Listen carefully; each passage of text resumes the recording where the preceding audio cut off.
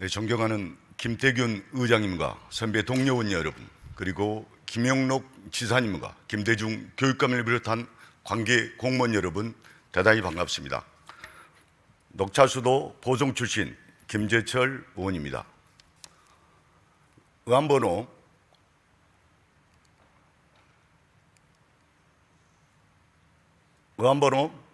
1352번 광주 송정 순천 철도 건설 사업 제3, 제4공구 선로 변경 및 주민 피해 대책 마련 촉구 건의안에 대해 제안 설명드리겠습니다. 광주 송정역에서 순천을 잇는 고속철도 건설이 추진되고 있습니다.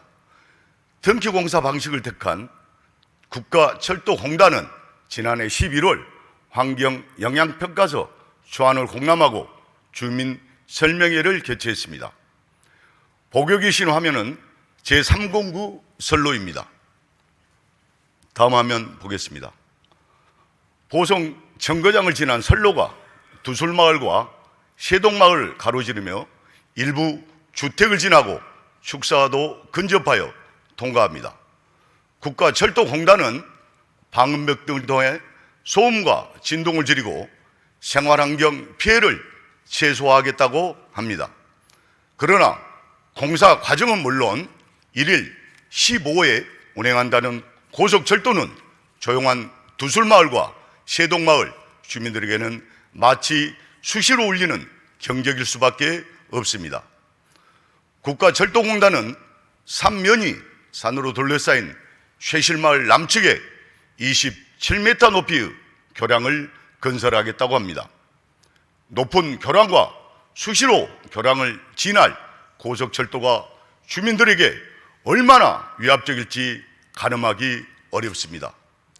4공구에 속한 벌교읍 주민들도 불안하기는 마찬가지입니다.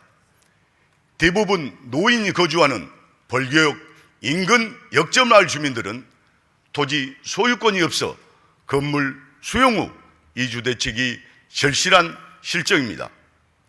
두술, 세동, 쇠실마을 주민들은 공청회와 집회를 통해 선로 병력을 강력히 요구하고 있습니다.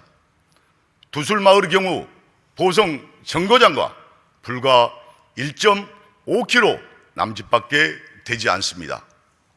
옥평리 916번지를 거치는 것으로 변경하고 쇠실마을 역시 경관을 훼손하지 않는 경로를 채택하면 설계 속도에 지장 없이 얼마든지 주민 피해를 최소화할 수 있습니다.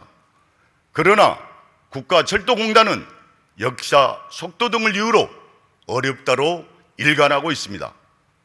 철도 건설 규칙에는 구간별로 설계 속도를 다르게 할 수 있다고 되어 있습니다.